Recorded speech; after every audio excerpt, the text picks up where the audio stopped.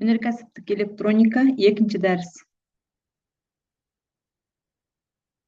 Тақырыбы: электр тоғын негізі, ток, кернеу және кедергі, Ом және Кирков заңдары.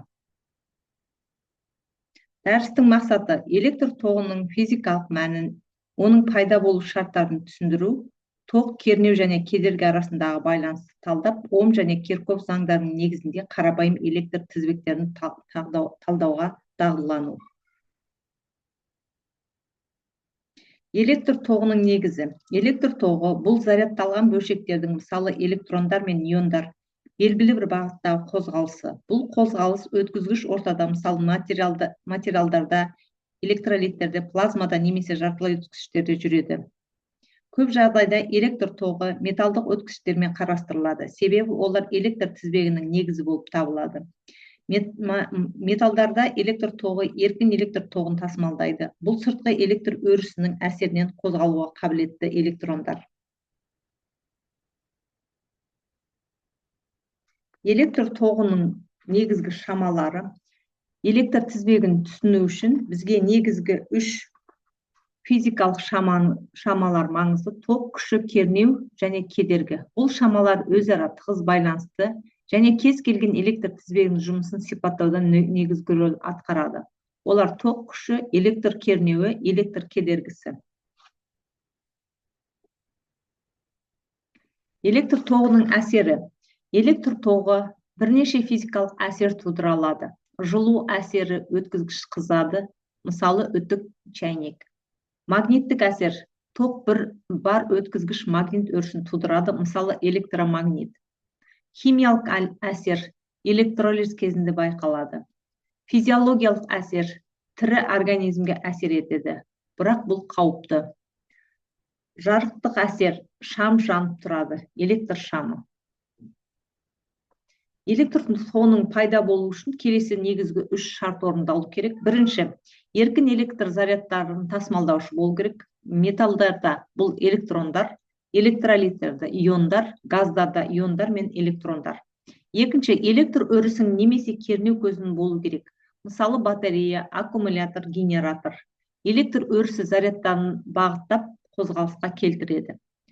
Үшінші, тұйық электр тізбегі. Егер тізбек ашық болса, ток жүрмейді. Батарея мен тұтынушы арасында өткізгіш сымдар арқылы тұйық тізбек құралады.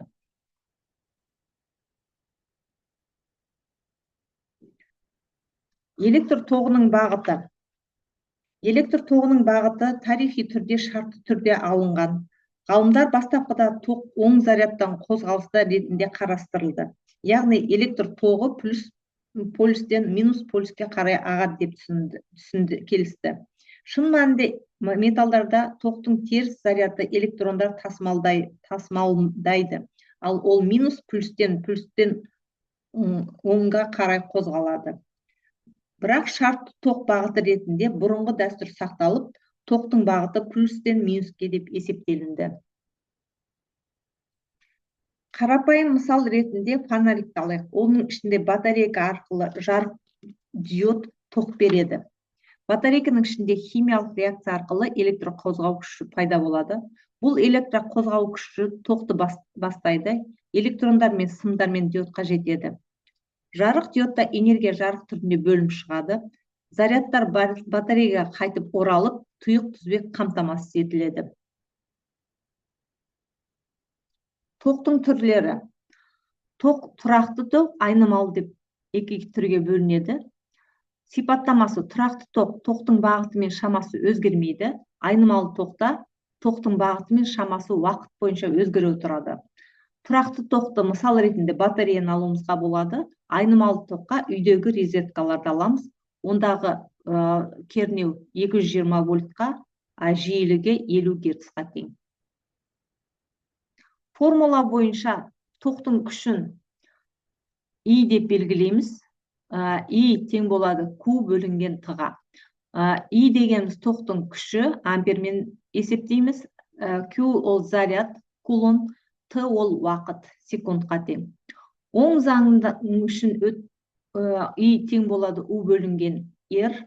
Бұндағы U кернеу, R кедергі.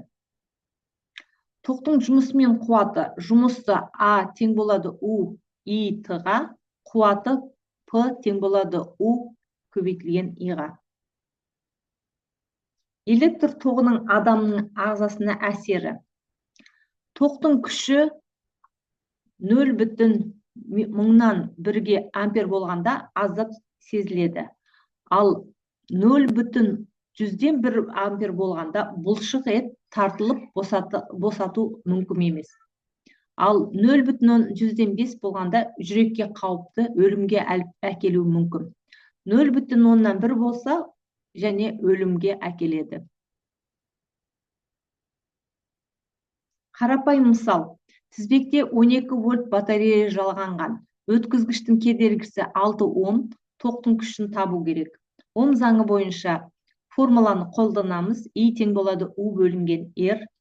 12 вольт кернеу, 6 ол кедергі. Сода 2 ампер шығады. Қорытынды, электр тоғы бұл зарядтардың бағытталған қозғалысы, кернеу, өткізгіш және тұйық тізбектің нәтижесі, түрлі техникалық құрылғылардың жұмыс істеу негізі. Кернеу. Электр кернеуі электр өткізгіш зарядтардың қозғалу үшін атқаратын жұмысының өлшемі, яғни екі нүкте арасындағы потенциалдардың айырмасы. Басқаша айтқанда, кернеу зарядты бір нүктеден екінші нүктеге жылжыту үшін өрістің қанша жұмыс істейтінін көрсетеді. Кернеуді мына формуламен сипаттаймыз. У тең болады А бөлінген Q. У кернеудің өлшем бірлігі вольт, А жұмыс джоулмен өлшенеді, Q заряд кулонмен өлшенеді. Мағынасы, бір кулон зарядта бір нүктеден екіншісіне көшу үшін неше джоул жұмыс қажет екенін көрсетеді. Кернеудің негізгі сипаттамалары. Белгіленуі У, өлшем бірлігі вольт, өлшейтін құрал вольтметр, формула бойынша Ом заңына бағынады, У тең болады И көбейтілген R. Кернеу көзі. Кернеу көздері электр тізбегінде кернеу тудыратын құрылғылар. Олар батарея, аккумулятор, генератор, фотоэлемент, күн батарейкасы, айнымалы ток көзі. Мақсаты заряд тасымалдаушыларға күш әсерін жасап, оларды қозғалысқа келтіру, яғни ток тудыру. Кернеу мен токтың айырмашылығына тоқталатын болсақ, не өлшейді? Электр тоғы зарядтардың қозғалысын өлшейді, электр кернеуі зарядтардың қозғалу қабілетін. Белгіленуі И, электр тоғы, электр кернеуі У. Өлшем бірлігі электр тоғы ампер, электр кернеуі вольт. Өлшейтін құрал электр тоғы ампер метрмен өлшейміз, электр кернеуін вольт метрмен өлшейміз. Кернеу тізбекке қалай қосылады? Вольтметр тізбекке параллель қосылады, ал бұл құрылғы екі нүкте арасындағы кернеуді өлшейді. Кернеудің түрлері. Тұрақты кернеу, айнымалы кернеу. Тұрақты кернеудің сипаттамасы бағыты мен шамасы өзгермейді. Айнымалы кернеудің бағыты мен шамасы уақыт бойынша өзгеріп отырады. Мысалы, тұрақты кернеу батареясы 1,5 вольтқа тең болатын болса, үйдегі ток 220 вольтқа тең. Мысалы есеп, өткізгіш арқылы 2 ампер ток өтіп жатыр, ал оның кедергісі 5 Ом. Тізбектегі кернеуді табу керек. Ом заңы бойынша кернеу тең болады У көбейтілген R, 2 ампер мен 5 ампердің көбейтіндісі 10 вольт болады. Қорытынды, электр кернеуі токтың қозғаушы күші. Кернеу болмаса ток жүрмейді. Кернеуді дұрыс есептеу тізбектің жұмысын түсіну үшін маңызды. Келесі, электр кедергісі. Анықтамасы, электр кедергісі өткізгіштің ішіндегі зарядтардың қозғалысына кедергі жасайтын физикалық шама. Ол электр тоғының еркін қозғалуына қарсы тұрады. Әрбір өткізгіш материал токқа белгілі бір дәрежеде қарсылық көрсетеді. Электр кедергісі бұл өткізгіштің ішкі қасиеті, ол тоқтың өтуіне қарсы тұрады.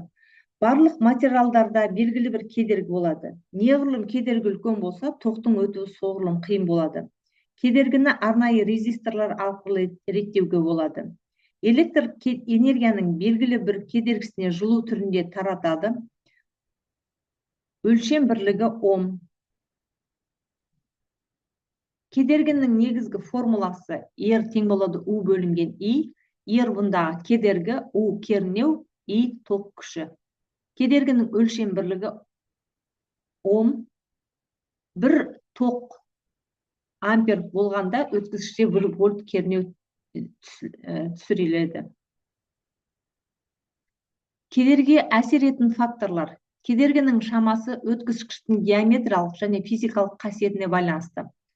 Бұны меншікті өткізгіш кедергісімен сипаттаймыз. Бұндағы R өткізгіштің кедергісі, ρ материалдың меншікті кедергісі, I өткізгіштің ұзындығы, S көлденең қимасының ауданы. Кедергінің маңыздылығы. Тоқты реттеу үшін қажет резисторлар арқылы қуаттың шығынын анықтайды. Көп кедергі, көп жылу. Қауіпсіздік үшін артық тоқтан қорғау. Кедергі және жылу. Ток өткізгіш арқылы өткенде Джоуль-Ленц заңы бойынша жылу бөлінеді. Бұл заң электр жылытқыштардың, үтіктердің тағы басқаның жұмыстарын сипаттайды. Ом заңы.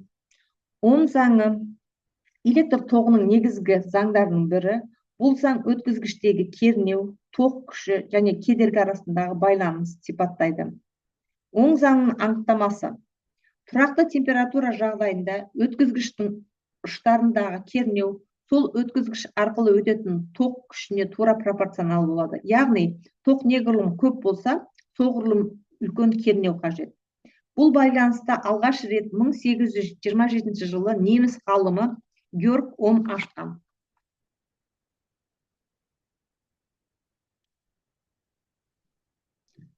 Ом заңның практикадағы маңызы. Қарапайым электр тізбегіндегі есептеуге мүмкіндік береді. Қажетті ток алу үшін қандай да бір кернеу мен кедергі керек екенін анықтайды. Электр құрылғыларының дұрыс жұмыс істеуін қамтамасыз етеді. Артық токтан қорғау үшін резисторлар мен сақтандырғыштар қолданылады. Келесі, Кирков заңдары. Күрделі электр тізбектерін талдауда Ом заңы жеткіліксіз болуы мүмкін. Бұл жағдайда немістің ғалымы Кирков ұсынған екі негіз заң қолданылады. Бұл заңдар электр тізбегінің түйіндері мен тұйық контурдағы ток пен кернеуінің таралуын сипаттайды. Кирковтың бірінші заңы.